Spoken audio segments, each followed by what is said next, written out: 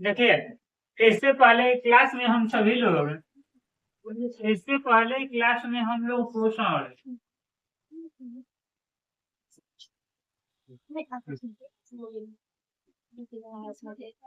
पोषण के एक भाग जिसका नाम था स्वपोषी पोषण, एक नाम था स्वपोषी पोषण। यह स्वपोषी पोषण को हम लोग बहुत अच्छे से क्या किए थे, पढ़ लिए थे, डायग्राम से समझ लिए थे। ठीक, आज का क्लास में हम लोग का रहेगा इसका दूसरा भाग जिसका नाम है विषम पोषी पोषण।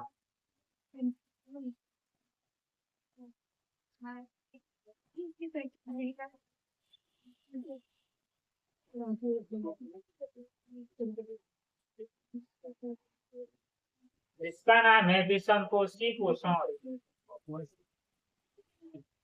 विषम पोषी पोषण। सबसे पहले हम लोग यह समझते हैं कि यह जो विषम पोषी पोषण है, यह विषम पोषी पोषण किन जीवों में होता है। क्या आपको ऐसा लगता है कि जितने भी क्या है जीव हैं, जितने भी जो जीव हैं, जितने भी सजीव है, क्या होते हैं, कई तरीके से भोजन करते हैं, क्या ये कई तरीके से पोषण होता है। कुछ इस दुनिया में वैसे भी जीव है, पेड़ पौधों के अलावा छोड़कर बाकी जितने जीव हैं सब में विषम पोषी पोषण है, क्योंकि उनमें क्लोरोप्लास्ट नहीं होता है। क्लोरोप्लास्ट नहीं होने के चलते वह प्रकाश संश्लेषण की क्रिया को संपन्न नहीं कर पाते हैं, जिस कारण उनमें क्या होता है, स्वपोषी पोषण नहीं होता है। जब स्वपोषी पोषण नहीं होता है तो वह किसी और पर क्या करते हैं, डिपेंड होते हैं, किसी और पर आश्रित होते हैं, आधारित होते हैं कि नहीं उनसे हमको क्या मिलेगा, भोजन मिलेगा और हमारा क्या होगा, पोषण होगा। आज की क्लास में हम लोग पूरा एकदम विस्तृत तरीके से विषम पोषी पोषण क्या करेंगे, करने वाले हैं। आप लोग क्लास नोट जैसे पहले बनाए हैं उसी तरह बनाते चलिएगा, सीखते चलिएगा, बातों को समझते चलिएगा, ताकि आपको क्लास में कोई समस्या भी ना हो, आपका क्लास नोट्स भी बन जाए और इसी समय आपको क्या हो जाए, याद भी हो जाए। यह तीनों काम लगातार क्या कीजिएगा, आप लोग करते चलिएगा। सबसे पहले हम लोग समझते हैं कि विषम पोषी पोषण क्या होती है। विषम पोषी पोषण में वह होती है, सबसे पहले आपको यह हम बता देते हैं, यह जो स्वपोषी पोषण है, स्वपोषी पोषण में आपको हम यही बताए थे, स्वपोषी पोषण में आपको हम यही बताए थे कि जो जीव जंतु क्लोरोप्लास्ट, यह जीव जंतु यानी कि सजीव कहने का हमारा तात्पर्य है क्लोरोप्लास्ट की सहायता से क्या करते हैं, प्रकाश संश्लेषण करते हैं। क्या करते हैं जी, प्रकाश संश्लेषण करते हैं। और प्रकाश संश्लेषण करने के कारण क्या होता है, वह भोजन प्राप्त करते हैं, उनमें पोषण होते हैं, उसे ही कहते हैं स्वपोषी पोषण कहते हैं। आज का क्लास हम लोग का स्वपोषी पोषण नहीं है, आज का क्लास हम लोग का है विषम पोषी पोषण है। तो चलते हैं, सबसे पहले विषम पोषी पोषण है। विषम पोषी पोषण में हम सबसे पहले समझते हैं किन किन बातों को समझेंगे। सबसे पहले हम समझेंगे पोषण। पोषण में हम लोग जानेंगे अमीबा में पोषण, अमीबा में पोषण है। फिर हम लोग जानेंगे पैरामीशियम,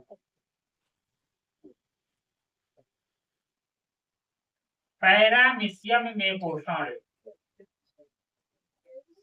फिर हम लोग का आगे आएगा मानव पोषण, और मानव पोषण के साथ साथ हम लोग समझेंगे मानव पाचन तंत्र, मानव पाचन तंत्र। आज के क्लास में हम इतने टॉपिक को क्या करने वाले, कवर करने वाले हैं, इतने बिंदुओं को पढ़ने वाले हैं, इतने बिंदुओं को क्या करने वाले हैं, सीखने वाले हैं। इसमें सबसे पहले हम लोग जानेंगे विषम पोषी पोषण क्या होता है, कितने प्रकार के होते हैं, उनमें कौन कौन से जीव सम्मिलित हैं। वह जानने के बाद हम लोग यह जानेंगे कि यह जानेंगे कि विषम पोषी पोषण में मान लो एक कोशिकीय जीव में कैसे पोषण होता है, विकसित जीवों में कैसे पोषण होता है। इन सभी छोटे छोटे बिंदु क्या करेंगे, बहुत ही विस्तृत से हम लोग समझेंगे। ठीक, तो चलते हैं विषम पोषी पोषण पर।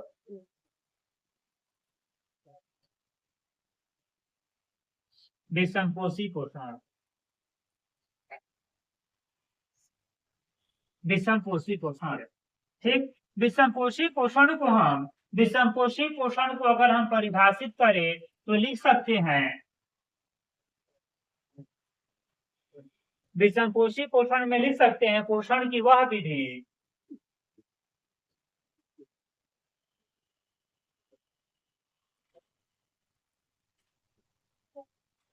पोषण की वह विधि जिसमें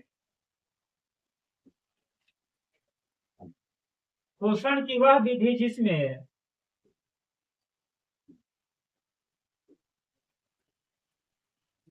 जिसमें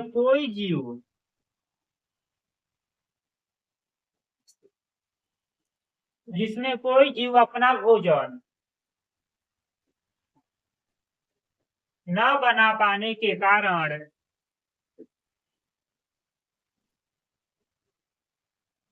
अपना भोजन न बना पाने के कारण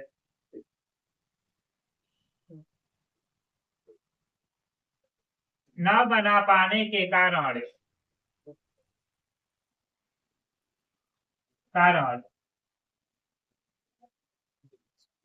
दूसरे जीव या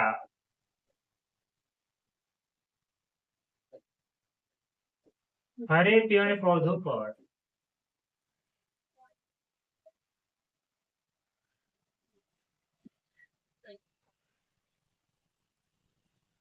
हरे पेड़ पौधों पर आश्रित होते हैं आश्रित रहते हैं यानी कि पोषण की यह एक वैसी विधि है जिसमें कोई भी जीवधारी क्या करता है अपना भोजन खुद से न बना पाने के कारण किसी और जीव पर किसी और प्राणी पर क्या करता है निर्भर रहता है आश्रित रहता है वही कहलाता है विषमपोषी पोषण। और विषमपोषी पोषण भी ऐसा नहीं है कि सभी जीवों में कई तरीके से होते हैं सभी विकसित प्राणी है सभी एक कोशिकीय जीव है उनमें अलग अलग तरीकों से क्या होती है क्रियाएं संपन्न होती है। तो सबसे पहले जानते हैं कि विषमपोषी पोषण को हम कितने वर्गों में पढ़ सकते हैं।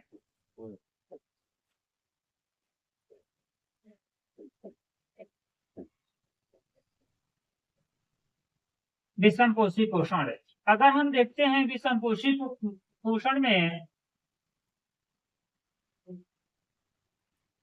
तब विषमपोषी पोषण में एक आता है परजीवी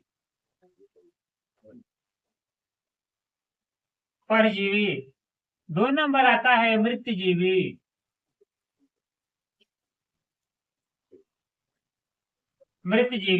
और तीन नंबर आता है परपोषी।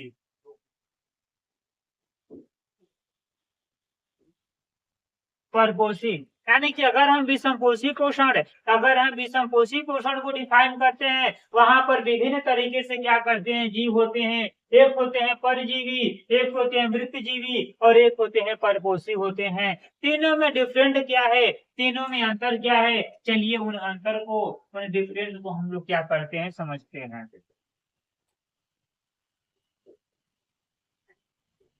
सबसे पहले आते हैं हम लोग परजीवी में वैसे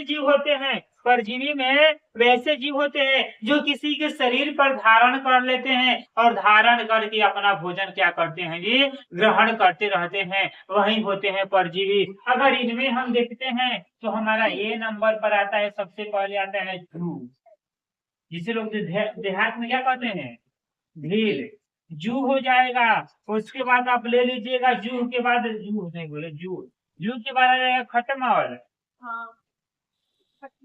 खटमल और एक पेड़ होता है अमरबेल नाम के ठीक। यह क्या होता है यह पेड़ की जो क्या होती है शाखाएं होती है उस पर चढ़ जाती है चढ़ के उसको पूरी तरीके से क्या करते हैं उसको घेर लेती है और घेर लेने के बाद क्या करती है पेड़ पौधे के न्यूट्रिशन को पोषण को ऑब्जर्व करते हुए अपना जीवन क्या करता है यापन करता है। एक होता है मृतजीवी में क्या होते हैं कुछ ऐसे जीव होते हैं जो अपने पोषी जीव को क्या करते हैं मार कर तब उनसे क्या करते हैं अपने पोषण को प्राप्त करते हैं। जैसे अगर देखते हैं इसमें शेर को ले लेते हैं शेर बताइए क्या जो हिरन है शेर हिरन को खाता है मैक्सिमम देखा जाए तो क्या शेर हिरन को छोड़ देता है फिर खाता है नहीं शेर क्या करता है उसके पोषी जीव क्या है हिरन को क्या करेगा मार देगा और मारने के बाद क्या करेगा उससे अपना पोषण क्या करेगा प्राप्त करेगा। शेर ले लीजिए बाघ हो जाएगा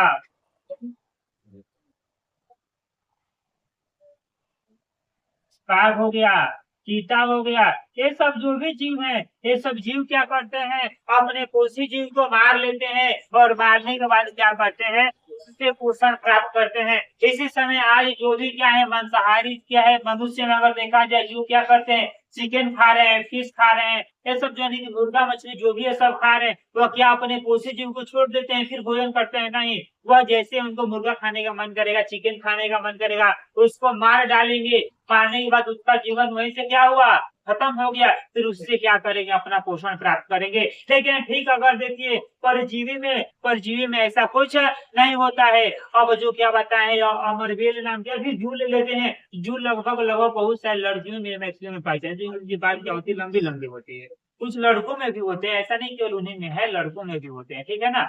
ठीक, किसी एक पर नहीं, दोनों में हो सकते हैं। यह जू है, जू क्या बात है, ये किसी के स्वर में है, स्वर के बाल में है, तो क्या बाल में आपको मार कर तब पोषण प्राप्त कर रहा है? नहीं, आप भी जीवित हैं, वह भी जीवन है, ठीक, आपसे वह पोषण प्राप्त कर रहा है, लेकिन आपको ज्यादा नुकसान, ज्यादा क्षति नहीं पहुंचा रहा है। लेकिन अगर वहीं पर हम बात करते हैं शेर, चीता, बाघ का, या क्या करता है, सीधे मार दिया, मार के खत्म कहानी कर दिया, उसका जीवन का वहीं से दहिन हो जाता है, तब क्या करता है, भोजन ग्रहण करता है। क्या बताइए, आपकी यह बात समझ में आया या नहीं आया सभी बच्चों को? ठीक उसी प्रकार होते हैं, एक होते हैं परपोषी, एक होते हैं परपोषी। या परपोषी दो प्रकार से होते हैं, एक होते हैं बाह्य,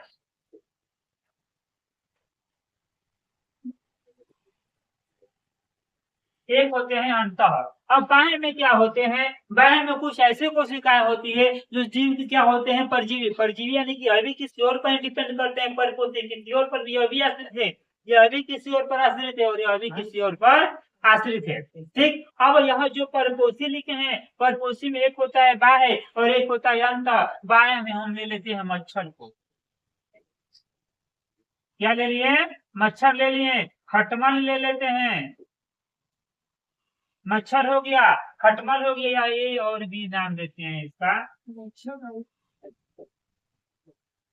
एक तो और कुछ होता है, उसका नाम हम भूल गए, देहाती नाम पता है क्या, क्या नाम है उसका नहीं पता है। इसमें आपको होता है एक प्लाज्मोडियम होता है,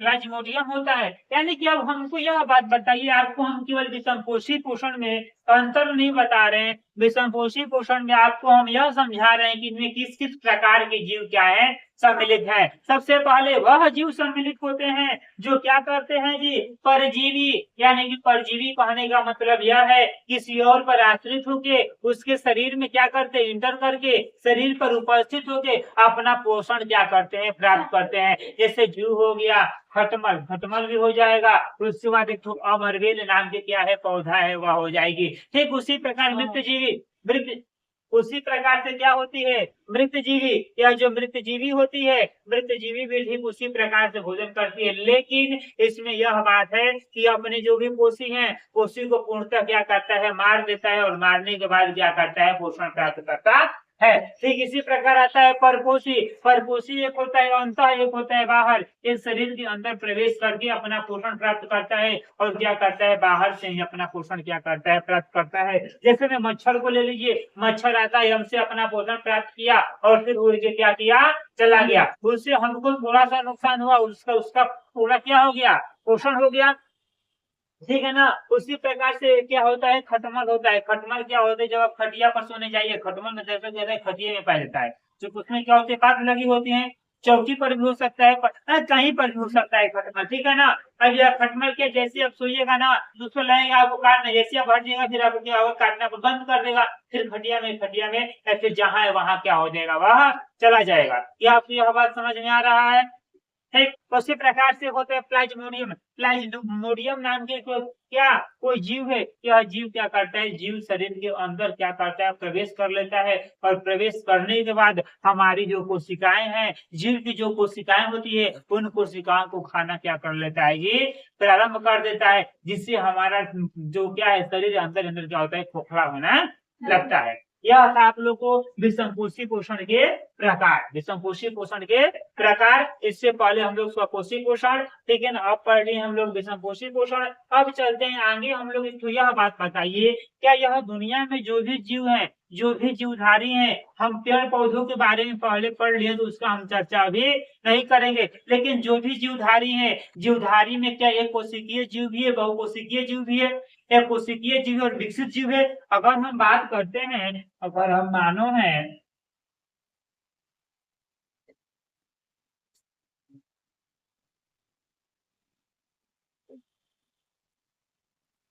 विकसित जीव में क्या होता है, पाचन तंत्र होता है।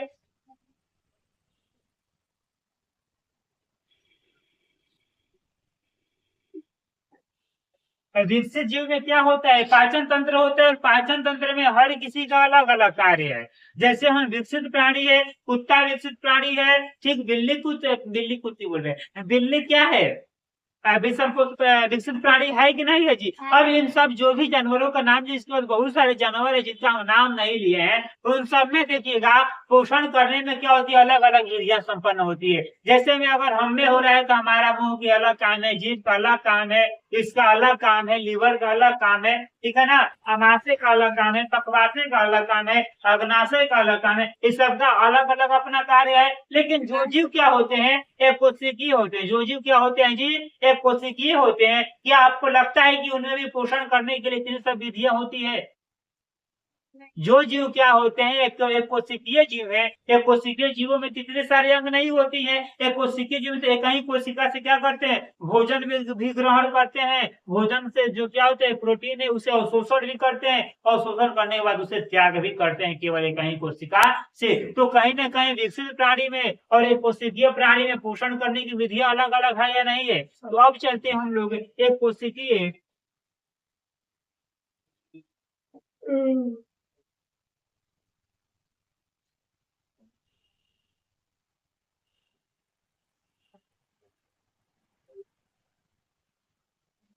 एक कोशिकीय जीवों में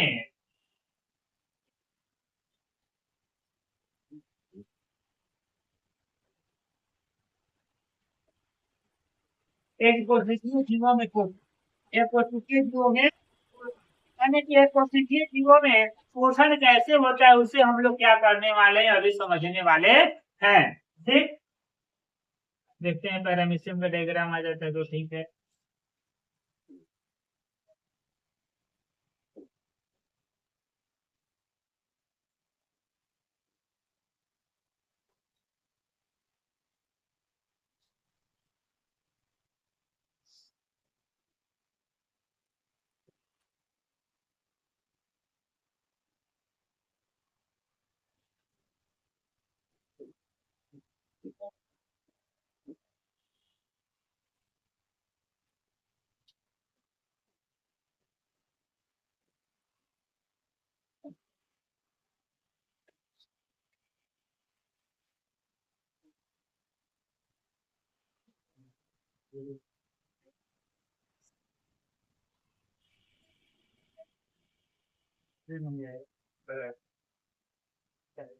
अब सबसे पहले हम लोग पढ़ रहे हैं एक कोशिकीय जीवों में पोषण। एक कोशिकीय जीवों में पोषण में आपको हम यहाँ पर बता दिए हैं हम कौन कौन से एक कोशिकीय जीवों का उपयोग करने वाले हैं। सबसे पहले जानेंगे अमीबा में, फिर जानेंगे हम लोग पैरामीशियम में। सबसे पहले जानेंगे अमीबा में। अमीबा क्या है, एक कोशिकीय जीव है। क्या है, एक कोशिकीय जीव है। तो चलते हैं अमीबा में पोषण को हम लोग क्या करते हैं, बिल्कुल अच्छे तरीके से समझते हैं।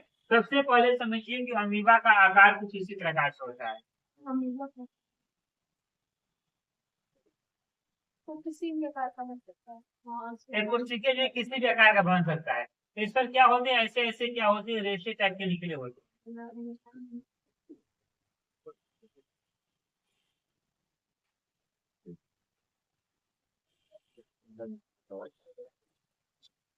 ऐसे ऐसे क्या होते हैं, रेशे टाइप के पत्ते निकले होते हैं। आप बीच बीच में क्या होता है, छोटा छोटा गोला टाइप का होता है।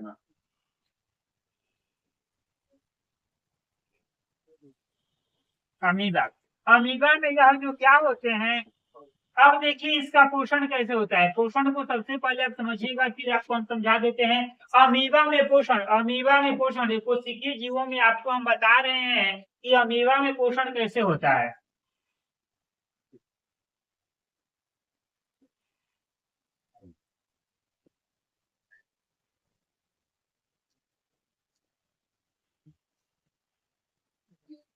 अमीबा में पोषण सबसे पहले क्या होता है, सबसे पहले जाने की यह जो अमीबा है, अमीबा के शरीर पर यह क्या है, शरीर है, इसके बाहर शरीर पर जो लंबे लंबे क्या होते हैं, जी बाल टाइप के निकले होते हैं, अंगुलियों जैसे प्रबल होते हैं, इसे हम लोग क्या कहते हैं, यह कहलाता है फुटपाद। क्या कहलाता है, फुटपाद। यह क्या कहलाता है, फुटपाद। यानी कि अमीबा के शरीर पर क्या होती है, अंगुलियों जैसी प्रवर्ध बना होता है, इसे क्या कहा जाता है, फुटपाद कहा जाता है। तो पहला हम लोग लिख सकते हैं कि अमीबा के शरीर पर अंगुलियों जैसे प्रवर्ध बने होते हैं, जिसे हम लोग क्या, जिसे फुटपाद कहा जाता है, लिखा जा सकता है। तो लिख लेते हैं, अमीबा के शरीर पर,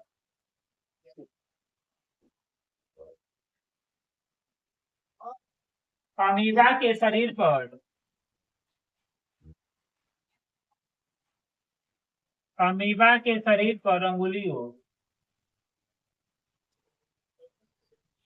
अंगुलियों जैसे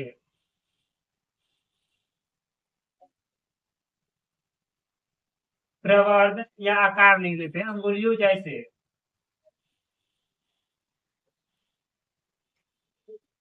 आकार बने होते हैं, आकार बने होते हैं, जिन्हें, जिन्हें फुटपाद, जिन्हें फुटपाद कहते हैं, जिन्हें फुटपाद कहते हैं। जिन, यानी कि अब क्या होता है कि अमीबा जो, यह जो अमीबा है, अमीबा के शरीरों पर क्या होते हैं, फुटपाद बने होते हैं। यही फुटपाद से क्या करते हैं, वह भोजन को ग्रहण करते हैं। कैसे करते हैं वो समझिए। अब अमीबा क्या करेगा, मान लो कि यहाँ पर यह हमारा भोजन है, भोजन को चूंकि हम गीला रखते हैं, दाल हो सकता है,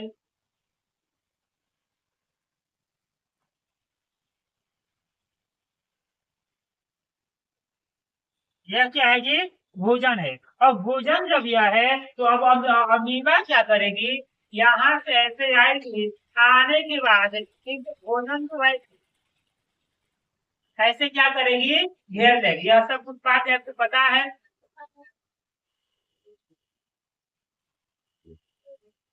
इस भोजन को क्या करेगी, ऐसे घेर लेगी। यानी कि अब क्या लिख सकते हैं, अमीबा कुटपाद के द्वारा, हाँ, कुटपाद के द्वारा अमीबा भोजन तक पहुंचती है, और कुटपाद उसे क्या करती है, चारों तरफ से घेर लेती है। और जैसे ही घेरेगी, यह भोजन क्या हो जाएगा, गायब हो जाएगा। गायब होने पर उसके अंदर क्या हो जाएगा, अमीबा के अंदर वह भोजन क्या हो जाएगा, चला जाएगा। तो यहाँ पर क्या लिख सकते हैं, लिख सकते हैं कुटपाद भोजन को,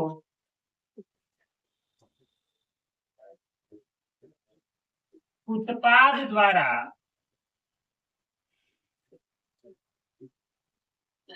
अमीबा भोजन को,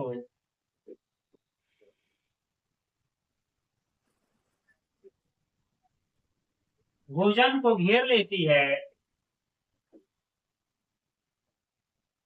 घेर लेती है और भोजन, घेर लेती है और भोजन,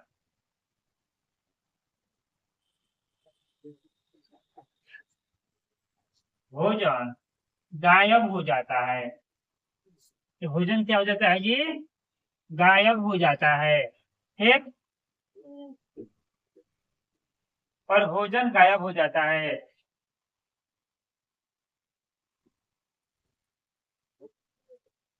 ठीक, अब तीसरा क्या होता है, जैसे ही भोजन क्या होता है, गायब होता है, यह जो आपको बनाए हैं छोटे छोटे बिंदु, यह क्या है, केंद्रक है, केंद्रक है, क्या है, केंद्रक। और इसी में होता है कोशिका द्रव्य। क्या होता है, कोशिका द्रव्य। तो अब यहाँ पर हम लोग क्या लिख सकते हैं कि कोशिका द्रव्य में उपस्थित,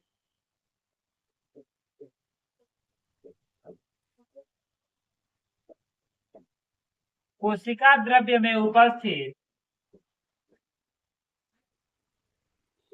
कोशिका द्रव्य में उपस्थित पाचक एंजाइम,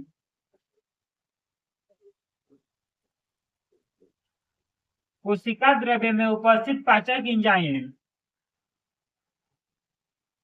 कोशिका द्रव्य में उपस्थित पाचक एंजाइम रिक्तिका, रिक्तिका या, रिक्तिका है, रिक्तिका,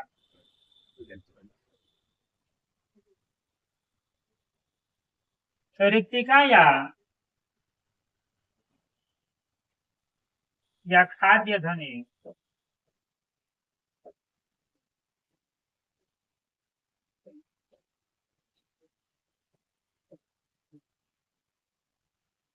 या खाद्य ध्वनि बनाती है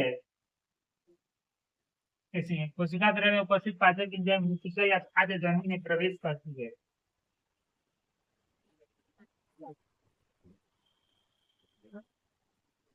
प्रवेश करती है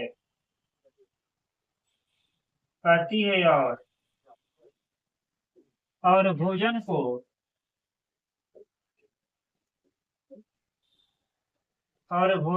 पचाती है और भोजन को पचाती है। इसके बाद तीसरा कार्य संपन्न होता है, चौथा कार्य संपन्न होता है कि खाद्य ध्वनि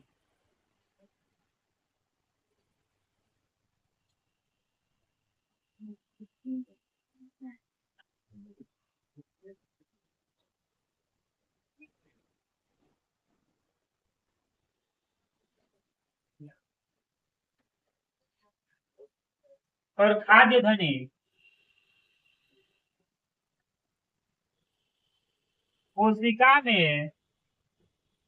कोशिका में भ्रमण करती रहती है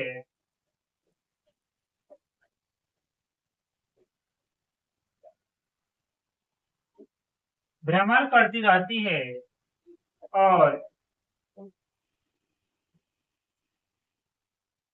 अधपचा भोजन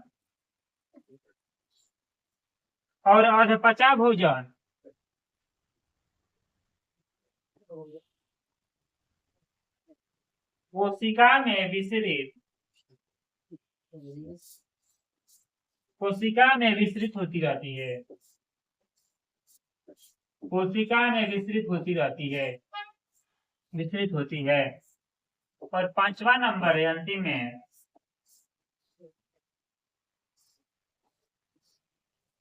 कोशिका घूमते घूमते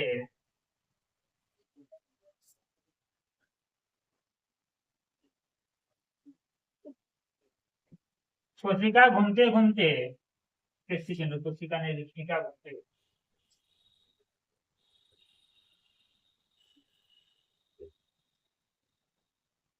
रिक्तिका घूमते घूमते कोशिका की सतह पर चिपक के फट जाती है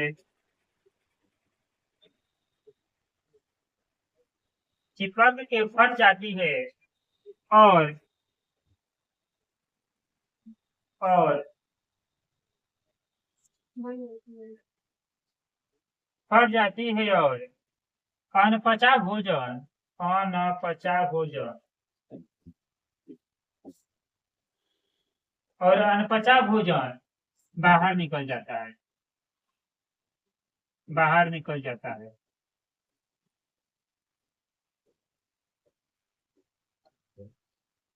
बाहर निकल जाता है यही है आपका अमीबा में पोषण। अमीबा में पोषण के जो मुख्य कारक है आपको बता दिए हैं। सबसे पहले क्या करता है, अमीबा अपने शरीर पर अंगुलियों जैसे प्रवर्ध यानी कि आकृति बनाता है, इससे कुटपाद कहा जाता है। दूसरे नंबर पर क्या जाता है और कुटपाद से क्या करता है, भोजन को घेर लेता है और घेरने के बाद भोजन क्या होता है, गायब हो जाती है। जैसे ही गायब होता है तो वहीं से क्या होता है, भोजन की जो पाचन की क्रिया प्रारंभ होती है। भोजन के पाचन क्या होता है, कोशिका द्रव्य में उपस्थित जो भी पाचक एंजाइम होते हैं वह खाद्य ध्वनि और रिक्तिका बनाते हैं, रिक्तिका में प्रवेश करते हैं और प्रवेश करने के बाद क्या करते हैं, भोजन का पाचन करते हैं। ठीक, यह जो रिक्तिका और खाद्य ध्वनि है यह निरंतर घूमते रहते हैं कहाँ, कोशिका में। और जो पचे हुए भोजन है, पचा हुआ भोजन है, वह कोशिका में विस्तृत होता रहता है। घूमते घूमते क्या करते हैं, कोशिका की सतह पर चिपक जाते हैं और चिपक के क्या होते हैं, फट जाते हैं। फट जाने के कारण क्या होता है, जो भी अनपचा भोजन है, जो अनपच हुआ भोजन है, वह क्या होता है, शरीर से बाहर निकल जाता है। इस प्रकार अमीबा में जो पोषण की क्रिया क्या होती है, पूर्ण रूप से संपन्न होती है। यह प्रश्न आपको एग्जाम में आने की संभावना रहती है, क्योंकि यह जो प्रश्न है अमीबा में पोषण किस प्रकार होती है, यह प्रश्न पीछे के एग्जाम में क्या हुआ है, आया हुआ है। इसलिए इस प्रश्न को हाईलाइट करके अच्छे से क्या कीजिएगा, रिविजन कीजिएगा, याद कीजिएगा।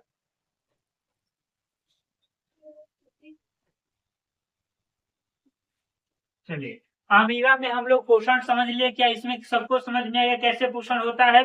आगे हम लोग चलते हैं। अमीबा के बाद सरका नंबर पर आप लोग को हम छोड़े थे पैरामीशियम। तो आगे चलते हैं पैरामीशियम में पोषण।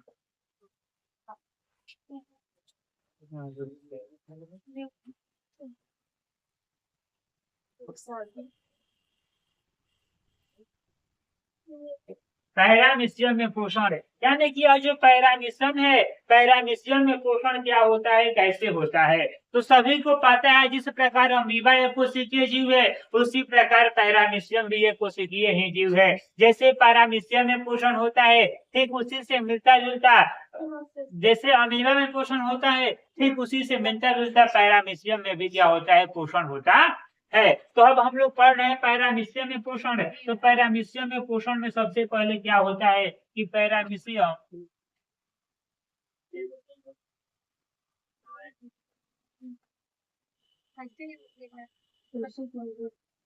पैरामीशियम के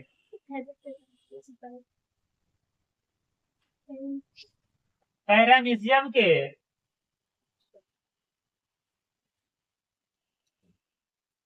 पैरामीशियम के पक्षाभुक की गति के कारण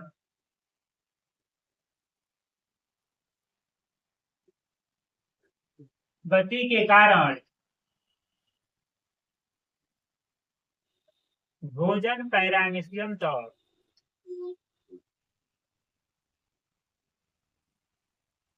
भोजन पैरामीशियम तक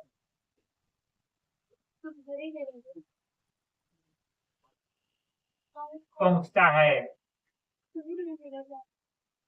2 नंबर में होता है भोजन पैरामीशियम भोजन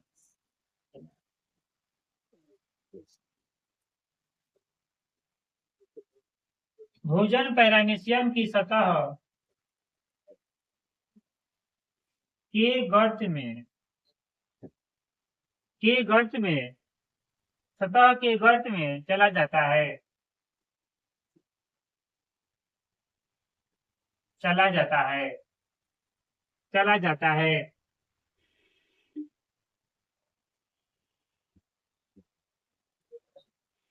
3 नंबर में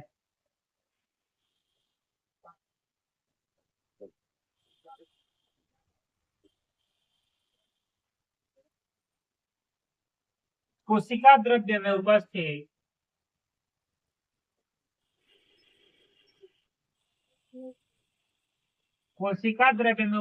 पाचक एंजाइम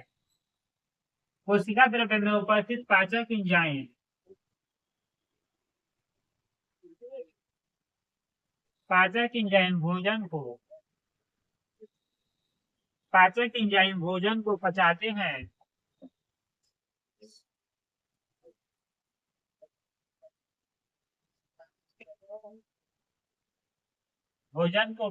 हैं। और 4 नंबर में होता कि पक्षाभ पैरामीशियम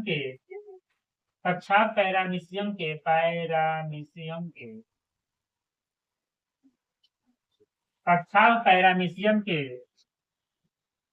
संपूर्ण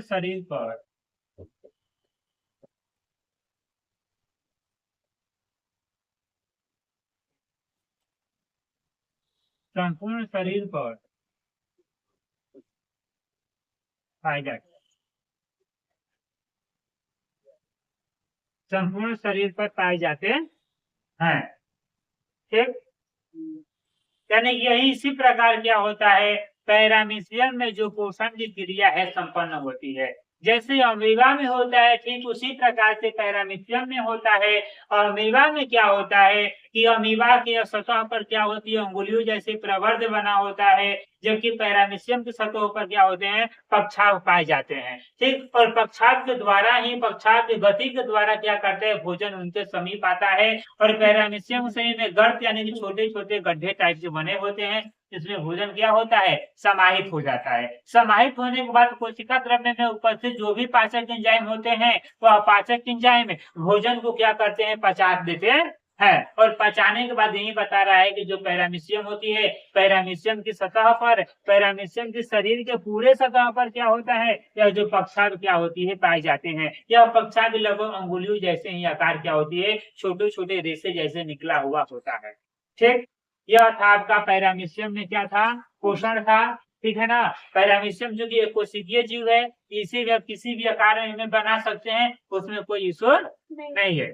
पैरामीशियम में पोषण हम लोग पढ़ लिए, ओमेगा में पोषण हम लोग को पढ़ लिए, पोषण के प्रकार पढ़ लिए। अब हम लोग के लिए सब बहुत ही इम्पोर्टेंट और बहुत ही महत्वपूर्ण टॉपिक आया है, मानव में पोषण। मानव में पोषण, जैसे हम लोग अभी यह जाने कि कोशिकीय जीवों में पोषण कैसे होता है, अब हम लोग उतना ही अच्छे से जानेंगे कि बहुकोशिकीय यानी कि जो विकसित जीव हैं, विकसित जीव में सबसे विकसित जीव कौन है, मानव। तो मानव में पोषण की क्रिया क्या होती है, कैसे संपन्न होती है, कैसे मानव भोजन का ग्रहण करता है, कैसे मानव के शरीर में क्या होता है, भोजन का पाचन होता है। हम लोग इन सभी बिंदुओं पर क्या करेंगे, जानेंगे। ठीक है, चलिए, कोई दिक्कत यहाँ तक आप लोग को, कोई इशू, सब समझ में आ रहा है। चलिए तो हम लोग आगे चलते हैं। आगे में हम लोग का हेडिंग रहेगा मानव में पोषण।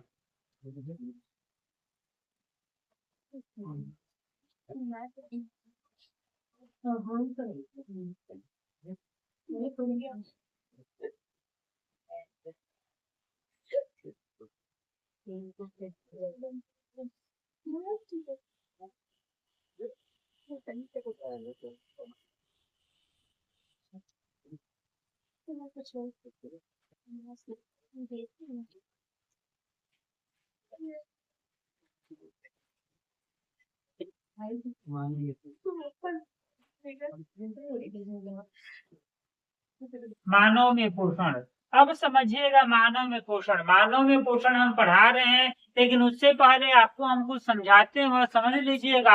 हम लोग अभी पढ़ रहे थे कोशिकीय जीवों में पोषण कैसे होता है, अब हम लोग पढ़ रहे हैं बहुकोशिकीय जीवों में पोषण कैसे होता है। बहुकोशिकीय जीवों यानी कि विकसित जीवों में, और सबसे विकसित प्राणी कौन सा है, मानव है। इसलिए हम लोग क्या कर रहे हैं, अभी पढ़ने वाले हैं मानव में पोषण। तो मानव में जो पोषण होता है, मानव पोषण करने के लिए क्या ग्रहण करता है, भोजन।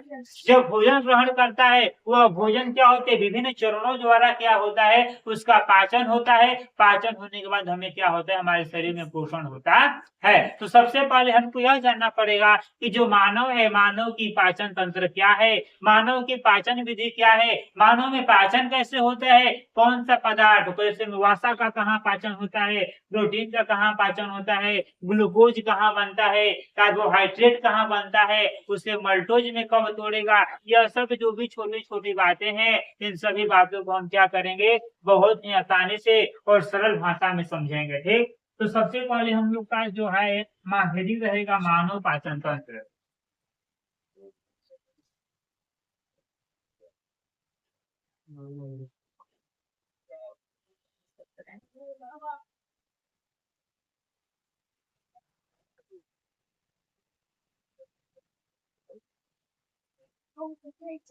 मानव पाचन तंत्र, मेरा सबसे पहले क्या हम लोग जानने वाले हैं, मानव पाचन तंत्र यानी कि मानव पाचन तंत्र क्या है। अगर देखिएगा तो मानव जो पाचन तंत्र है, इसमें क्या है, मुख आ जाएगा। ठीक, मुख है, ठीक, अमाशय है, पक्वाशय है, अग्नाशय है। ठीक, ये सब जो भी है, ये सब क्या है, मानव पाचन तंत्र के अंग है। इसे हम लोग लिख लेते हैं। ठीक,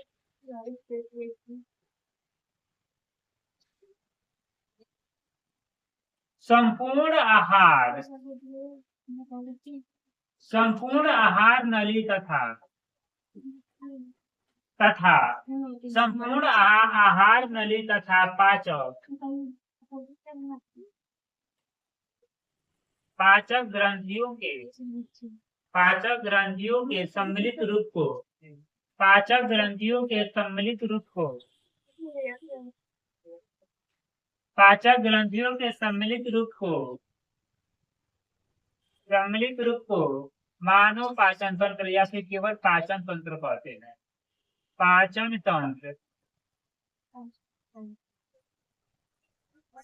तंत्र कहते हैं। यानी कहने का मतलब यह है कि मानव में पाचन तंत्र यानी कि मानव के शरीर में यानी कि मानव के जितने भी क्या होते हैं, आहार नली और जो भी पाचक ग्रंथि होते हैं, उन सभी के जो सम्मिलित रूप होता है उसे हम लोग क्या कहते हैं, मानव पाचन तंत्र यानी कि केवल पाचन तंत्र कहते हैं। इस पाचन तंत्र के जो महत्वपूर्ण अंग है पाचन तंत्र के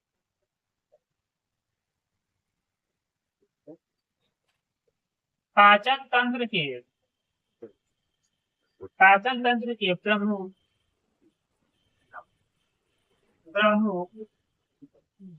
अंग या ग्रंथियां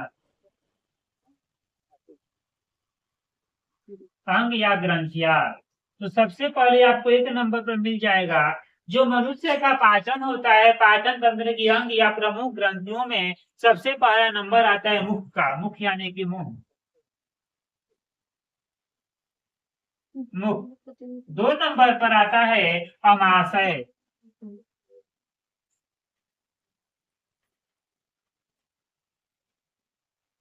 अमाशय 3 नंबर पर है पक्वाशय। 4 नंबर पर है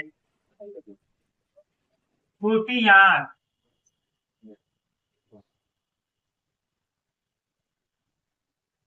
आंत। और 5 नंबर पर है बड़ी आंत। 5 नंबर पर है बड़ी आंत।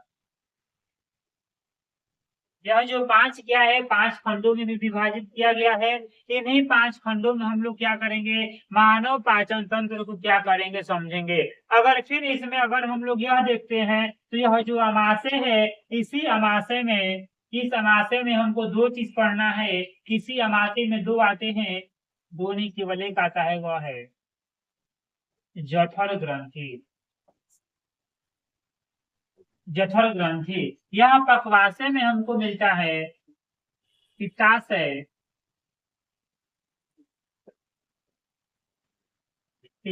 और अग्नाशय।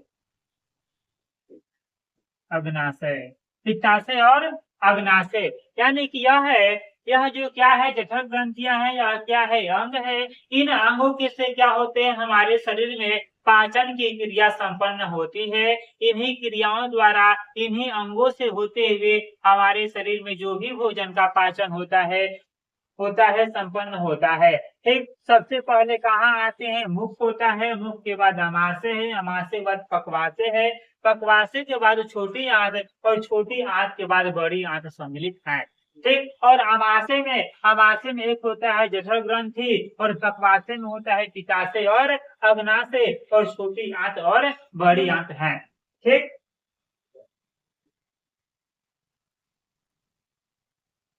चलिए तो अब हम लोग क्या करते हैं, धीरे धीरे जो 5 भाग है, पांचों भागों को धीरे धीरे क्या करते हैं, सरल भाषाओं में समझते हैं। तो सबसे पहले हम लोग जानते हैं मुख के बारे में। तो मुख के बारे में आप सभी को पता ही होगा कैसे क्या करते हैं, मुख में कौन कौन सी क्रियाएं करते हैं। जब हम भोजन लेते हैं तो सबसे पहले आ करते हैं, भोजन को ढकेल देते हैं। ठीक, धकेलने के बाद अब दांत कैसे क्या करते हैं, उसे काटना पीसना शुरू कर देते हैं। काटते पीसते हैं ना जी, पीसते पीसते एकदम उसको क्या कर देते हैं, मुलायम बना देते हैं। ठीक, एक यानी कि मान लो पेस्ट की तरह बन जाता है। और जैसे ही पेस्ट की तरह बनता है तो वह केवल भोजन नहीं रहता है, हमारे अंदर जो क्या होते हैं, मुख में पाए जाने वाले जो लार्वा है, लार है, सलाइवा है, वह भी क्या करती है, भोजन में पूर्ण रूप से मिल जाती है। तब जाकर वो क्या बन देता है, पूरा टेस्ट बनता है। तो सबसे पहले हम लोग को यह समझ में आ गया कि मुख में पाचन क्या क्या होता है। तो मुख में पाचन होने के लिए हो गया यह, सभी लोग लिख लिए। चलिए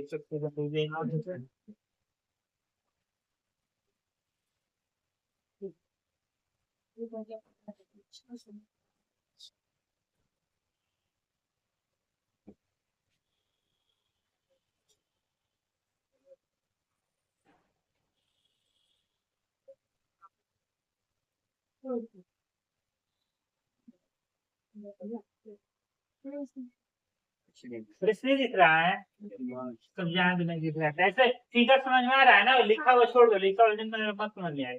फिगर समझ में आ रहा है ना, क्या कहाँ पर है? हाँ ये उसको छोड़ दो, नहीं ऐसे का दिक्कत हो रही है समझता।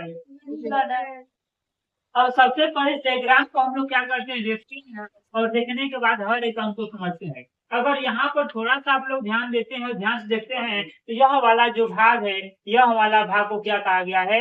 माउथ। माउथ यानी कि मुख कहा गया है। क्या कहा गया जी? मुख। यह वाला जो भाग है, यह वाला भाग क्या है? माउथ यानी कि मुंह कहा गया है, मुख है। ठीक, यह वाला जो भाग है, यहाँ से लेके यह वाला जो नली होता है, यह क्या है? नली। यह नली कहाँ तक है? यह नली लगभग यहाँ तक, इसको हटा दिया जाएगा तो यहाँ तक ऐसे है, ठीक है ना? ऐसे यह पूरा क्या है? ऐसे। ठीक, यह जो नली है इसे कहा जाता है इसोफेगस। Oesophagus, oesophagus. और यह जो क्या है? स्टोमच है। क्या है? स्टोमच। मेरा क्या है? पेट है। यह मेरा क्या है? पेट है। और इससे हम लोग क्या जानेंगे? यह पेट यहाँ पर लिखा हुआ है, लेकिन हम लोग को जो जानना है, इसे हम लोग पेट या फिर क्या कहेंगे? अमाशय कहेंगे। क्या कहेंगे? अमाशय। क्या है? अमाशय है। अमाशय के बाद यह जो भाग दिया है छोटे समय यहाँ पर भाग, यह वाला जो भाग है, यह वाला भाग, यह वाला भाग यहाँ से अमाशय खत्म हो रहा है, और यह वाला भाग है, यही कहलाता है पक्वास है। क्या कहलाता है? पक्वास है। और यह वाला, यह इसमें नहीं आकर यह इसमें चला आता है हमारा भोजन, यह कहाँ कहलाता है? स्मॉल।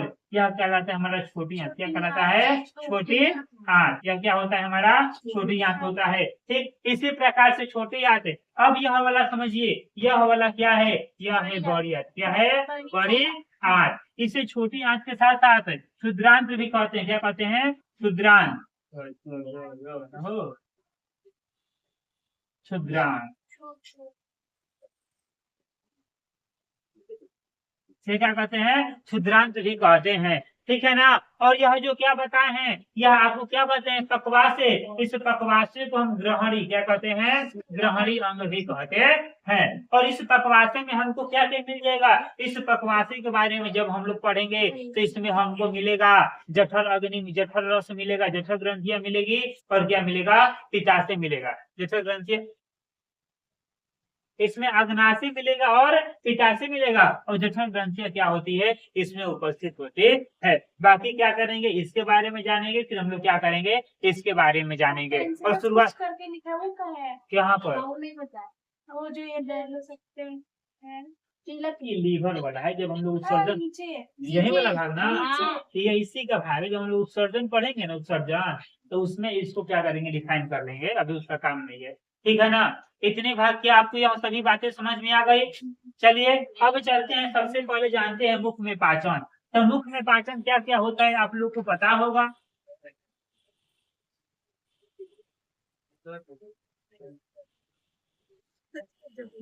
मुख में पाचन, एक ऑब्जेक्टिव प्रश्न आता है कि पाचन क्रिया कहाँ से संपन्न होती, कहाँ से प्रारंभ होती है? पाचन क्रिया कहाँ से संपन्न होती है?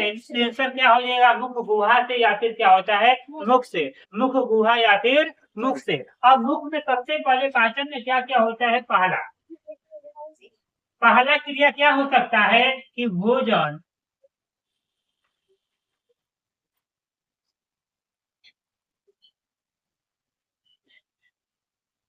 भोजन का अंतर्ग्रहण, भोजन का अंतर्ग्रहण, यानी कि बताइए कि क्या मुख से ही हमारे शरीर में भोजन प्रवेश करता है? तो यहाँ पर क्या हो सकता है? मुख का अंतर्ग्रहण। और मुख के अंतर्ग्रहण हो, भोजन का अंतर्ग्रहण हो, भोजन का अंतर्ग्रहण, और भोजन के अंतर्ग्रहण होने के बाद हमको पता है कि फिर कौन सी क्रिया होती है? हम उस भोजन को खूब क्या करते हैं? कूटते हैं, पीसते हैं। ठीक, तो यहाँ पर लिख सकते हैं भोजन के, भोजन के कठोर कणों को, भोजन के कठोर कणों को दांतों के सहायता से, दांतों के सहायता से महीन कणों में, महीन कणों में बदलना, महीन कणों में बदलना। और 3 नंबर में कौन सी क्रिया होती है? जैसे ही हम क्या करते हैं, भोजन को खूब कूचते हैं, तो अपने जीवा से क्या करते हैं, उसे निरंतर मिलाते रहते हैं, और हमारे मुंह में उपस्थित जो लार होता है, सलाइवा होता है, तो यहाँ पर इसके बाद लिख लेते हैं। खड़ों में बदलना ना। पढ़ो में बदलना। लार में उपस्थित, मीम लगा दीजिएगा, खड़ों में बदलना। लार में उपस्थित, लार में उपस्थित, लार में उपस्थित लार एमाइलेज, लार एमाइलेज, लार एमाइलेज तथा तथा टाइलिन द्वारा, तथा टाइलिन द्वारा भोजन को, टाइलिन द्वारा भोजन को कार्बोनेट,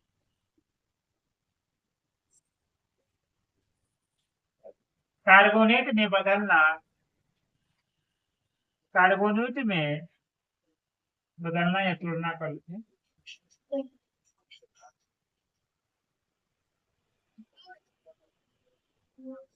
कार्बोनेट में तुलना और मल्टोज में बदलना, कार्बोनेट में तुलना और मल्टोज में,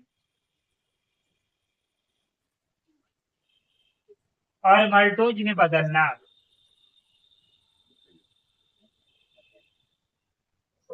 और मल्टोज में बदलना।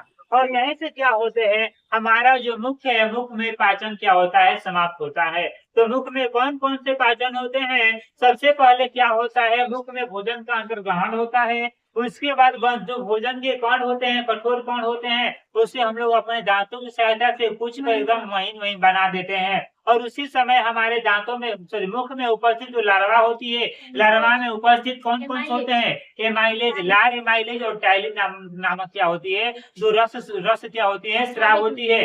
और उन रस, वह क्या होते हैं, जो स्राव होते हैं, वह भोजन के जो कण है उसे कार्बोनेट में क्रिया करता है, तोड़ता है, और मल्टोज में उसे बदल देता है। इतनी क्रियाएं होने के बाद अब भोजन कहाँ प्रवेश करेगा?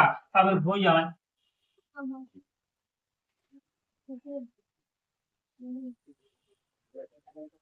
भोजन आमाशय में,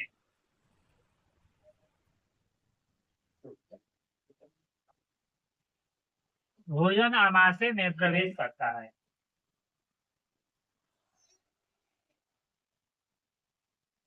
अब भोजन आमाशय में प्रवेश करता है, यानी कि जैसे ही क्या होते हैं, हमारे जो क्या होते हैं, मुख में जब सारा पोषण की क्रियाएं संपन्न हो जाती है, वहां से क्या होता, ठीक, संपन्न होती है, तो संपन्न होने के बाद जो भोजन क्या है, वह आमाशय में कहाँ होता है, प्रवेश करता है। तो अब चलते हैं, हम लोग जानते हैं कि आमाशय में भोजन का पाचन कैसे होता है। आमाशय में भोजन का पाचन कैसे होता भोजन है? आमाशय में प्रवेश करता है।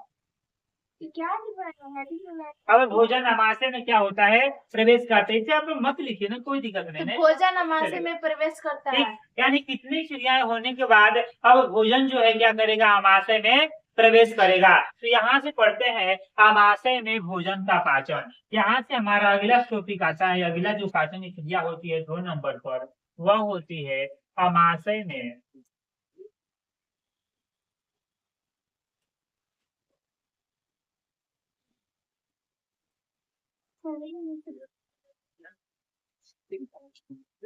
आमाशय में भोजन का पाचन। तो सबसे पहले आपको 2-3 बिंदु याद रखना पड़ेगा कि जो आमाशय होती है, आमाशय में हाइड्रोक्लोरिक अम्ल क्या होता है, रिलीज होता है, स्रावित होता है।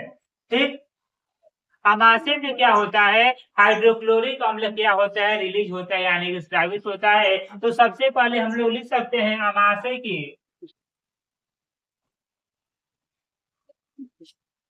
आमाशय की यांत्रिक भित्ति, आमाशय की आंतरिक भित्ति से,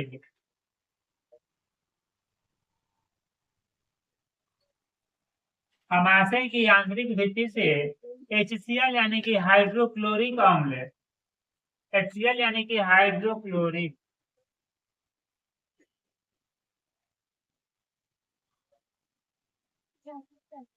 हाइड्रोक्लोरिक अम्ल, हाइड्रोक्लोरिक अम्ल स्रावित होता है।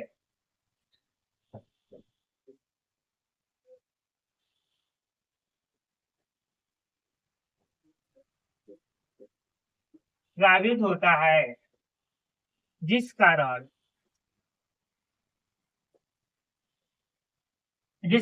भोजन का पाचन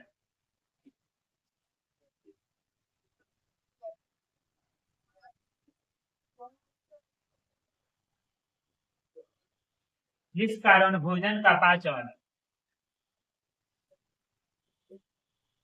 अम्लीय माध्यम से संपन्न होता है।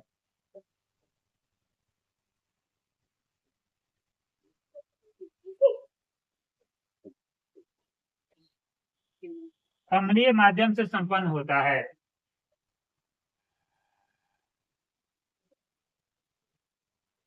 स्रावित स्रावित ना सर, स्रावित स्रावित।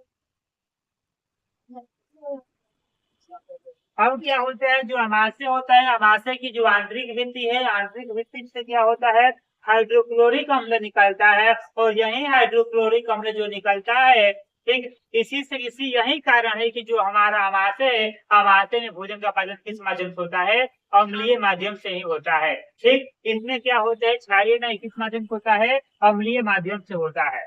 ठीक है ना। 2 नंबर में अमाशय में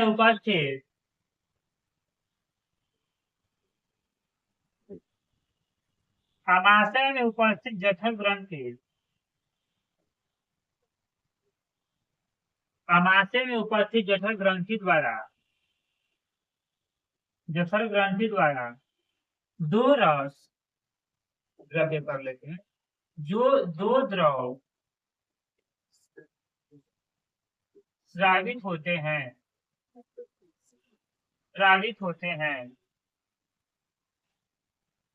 दो द्रव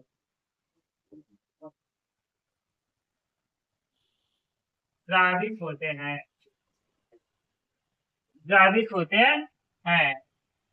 जो रेनिन तथा पेप्सिन है। दो रेनिन तथा पेप्सिन है। यानी क्या होता है, अमाशय में उपस्थित क्या है, जठर ग्रंथि है, और इस जठर ग्रंथि से दो रस स्रावित होते हैं। एक रस कौन सा स्रावित होता है, रेनिन, और दूसरा का होता है पेप्सिन। अब क्या करते हैं, दोनों के हम लोग कार्य को समझ लेते हैं। यहाँ पर हम लोग देते हैं नंबर ए में हम लोग मेंशन करते हैं रेनिन को, रेनिन। अब यह जो रेनिन का क्या कार्य है, रेनिन का कार्य है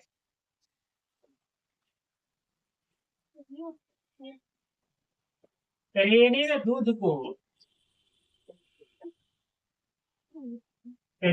दूध को पचाता है। रेनिन क्या करता है, दूध को पचाता है। यह छोटे बच्चों में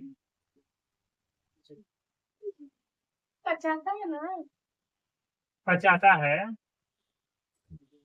यह छोटे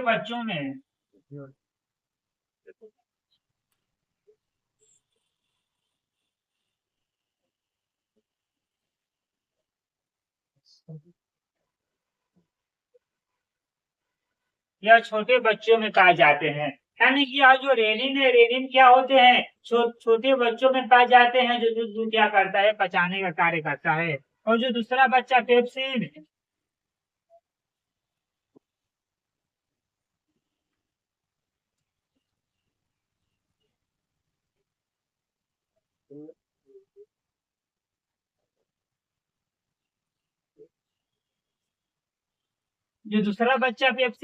पेप्सिन क्या करता है, अघुलनशील प्रोटीन को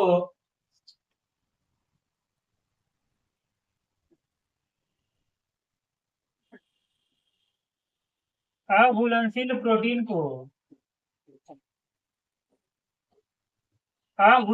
प्रोटीन को पेप्टोन में बदल देता है।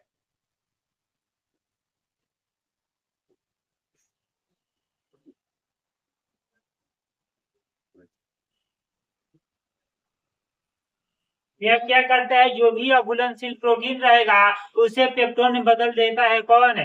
पेप्सिन बदल देता है। ठीक,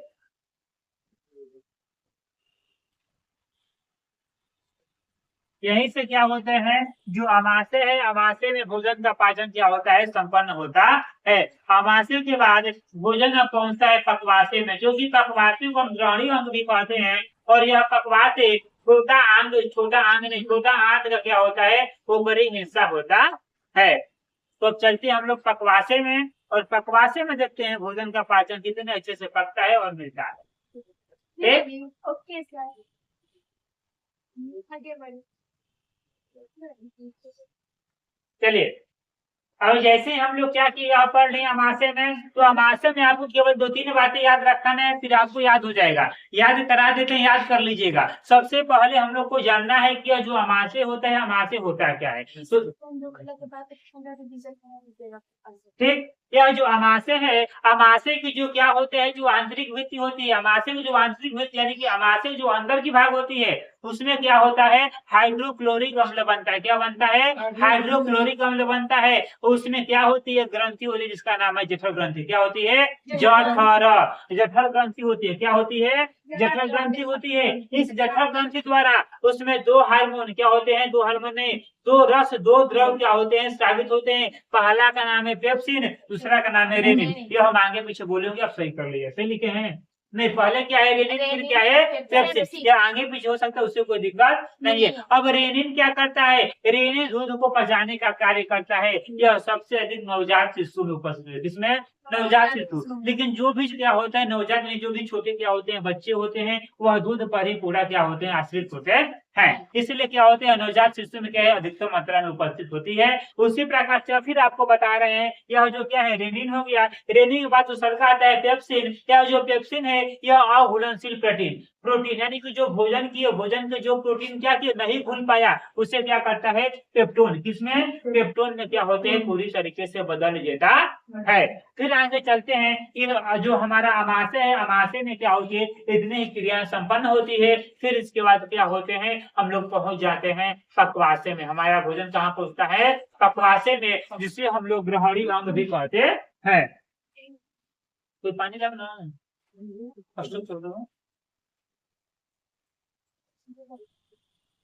देखिए अब हम लोग क्या करते हैं, अमाशय में हम लोग का क्या हुआ, पूरा भोजन का पाचन हो गया, हमारे अमाशय में भोजन का पाचन हो गया।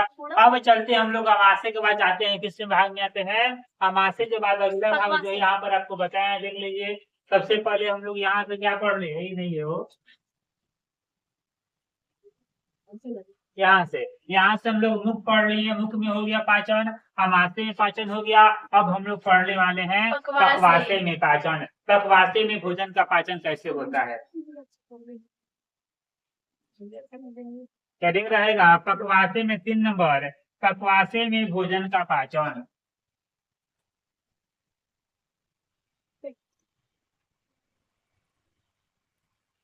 पक्वाशय में, पक्वाशय में भोजन का पाचन।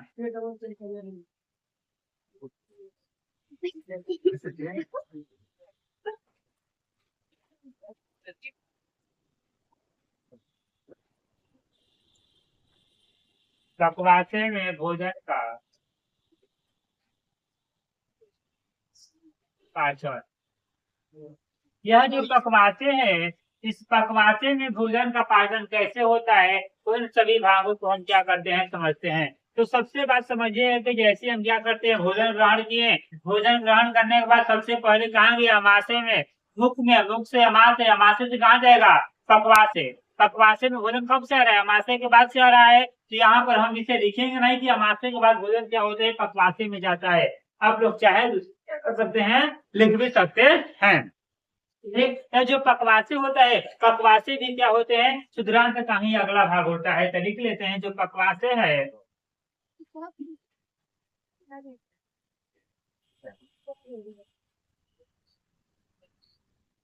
पक्वा से क्षुद्रांत का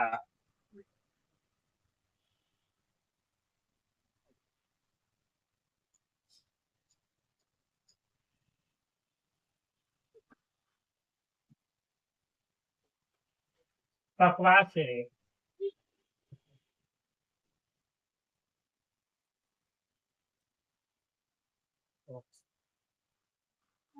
पक्वा से क्षुद्रांत का ही का अगला भाग है पक्वा से क्षुद्रांत का अगला भाग है।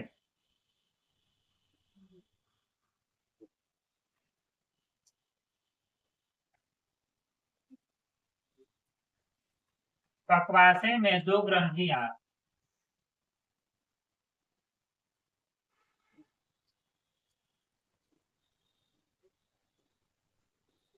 पक्वासे में दो ग्रंथियां पित्ताशय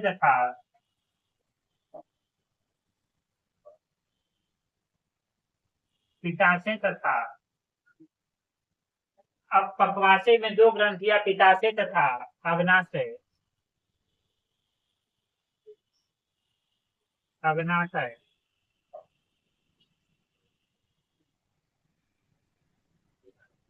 उपस्थित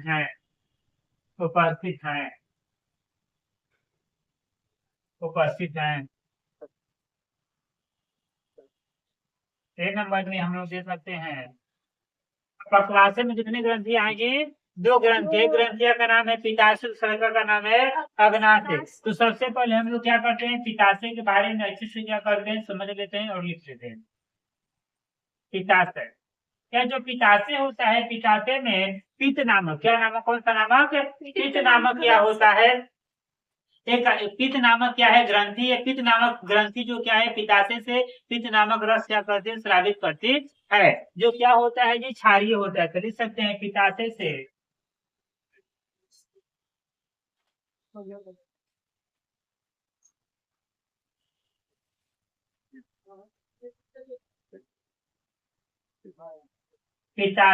पित्त नामक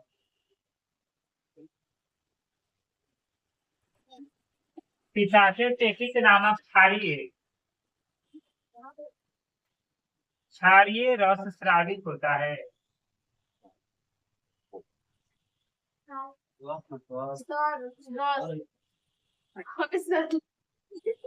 क्षारीय रस स्रावित होता है, क्षारीय रस स्रावित होता है, जो भोजन को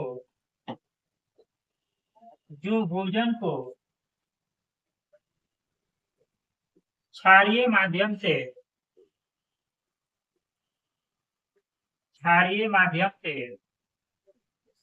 पचाता है। यानी कि पित्ताशय से क्या होता है जी, पित्त नामक एक क्षारीय क्या होता है, रस स्रावित होता है, जो भोजन को क्षारीय माध्यम से क्या करता है, पित्ताशय से पचाता है, जो क्या होता है जी, एक जीवाणु नाशक भी होता है, जो क्या है, पित्त रस है तो जीवाणु नाशक भी है। ठीक, अब इसमें करते हैं वासा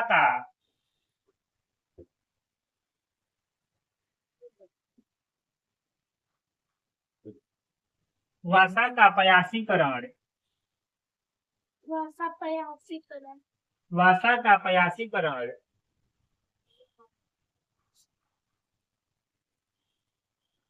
वासा का पयासीकरण पित्ताशय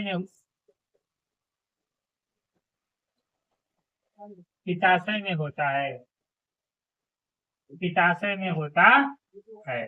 पित्ताशय में होता है, यानी कि पित्ताशय से क्या होता है, पित्त नामक क्षारीय रस का स्रावित होता है, और जहां पर क्या होता है, भोजन को क्षारीय माध्यम से पचाता है, और वासा का पयासीकरण क्या होता है जी, पित्ताशय में होता है। अब यहाँ पर जो है एक शब्द आता है वासा का पयासीकरण, तो वासा का पयासीकरण का मतलब क्या है, तो लिख सकते हैं वो वासा के कणों को सरल भागों में तोड़ना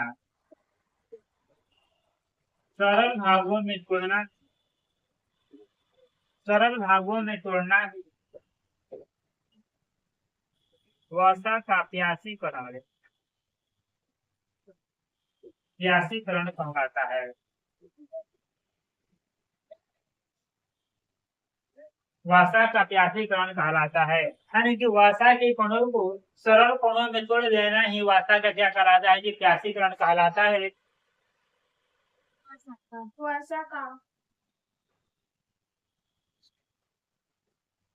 वसा का प्यासीकरण कहलाता है। ठीक, जैसे यहीं से क्या होता है, जो पिताशय है, पिताशय कार्य समाप्त होता है। अब काम शुरू होता है अग्नाशय का। किसका काम शुरू होता है? अग्नाशय का। तो अग्नाशय में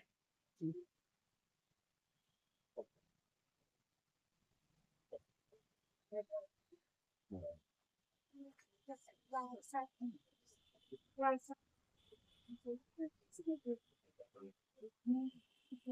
अग्नाशय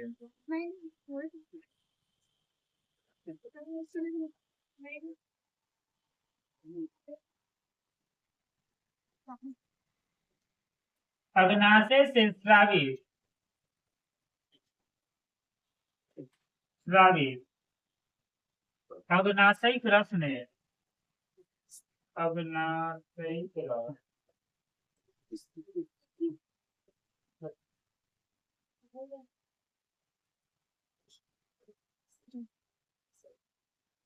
अग्नाशय से स्रावित अग्नाशयिक रस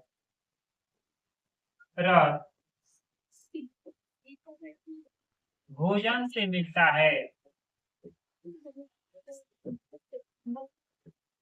भोजन से मिलता है। अग्नाशय से स्रावित क्या होता है, जो अग्नाशयिक रस होता है वह क्या करता है, भोजन से मिलता है। इसमें अग्नाशयिक रस में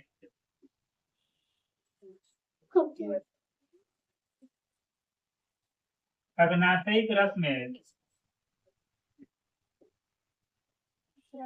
अग्नाशयिक रस में तीन द्रव होते हैं। तीन द्रव होते हैं। तीन द्रव होते हैं। एक नंबर में होता है इमाइलेज। इमाइलेज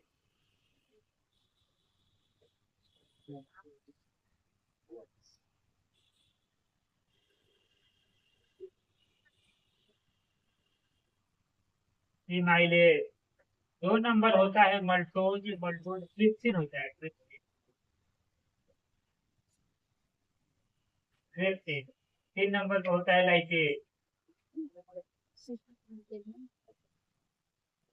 लाइटेज यानी क्या होते हैं, जो अग्नाशय है, अग्नाशय से अग्नाशयिक रस स्रावित होता है, जिसमें क्या होता है, एक होता है इमाइलेज, दो होता है ट्रिप्सिन, तीन होता है लाइटेज। अब यहाँ से हम लोग जानते हैं इमाइलेज।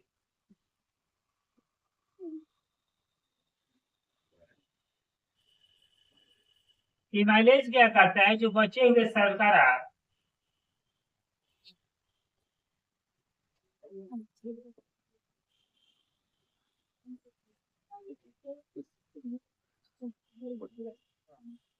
बचे हुए शर्करा को मल्टोज में बदल देता है।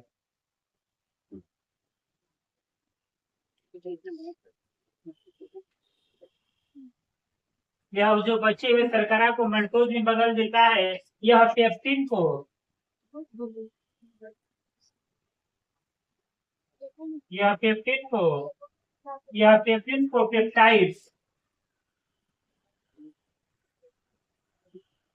पेप्टाइड्स में बदल देता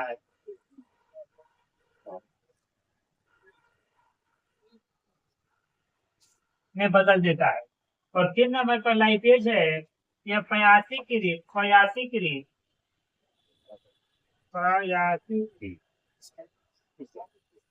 पयासीकृत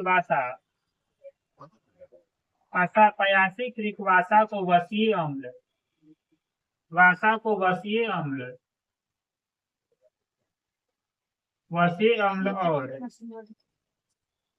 और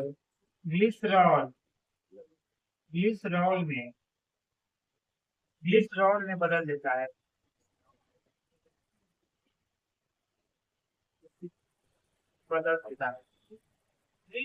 ग्लिसरॉल में क्या करता है, बदल देता है। यहाँ से क्या होता है, हमारा है जो पकवासे है, पकवासे में भोजन क्या होता है, समाप्त पकवाते में जो भोजन का पाचन क्या होता है, समाप्त होता है।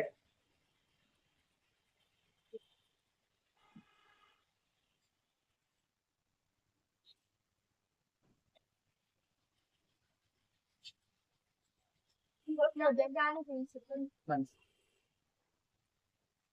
Sad.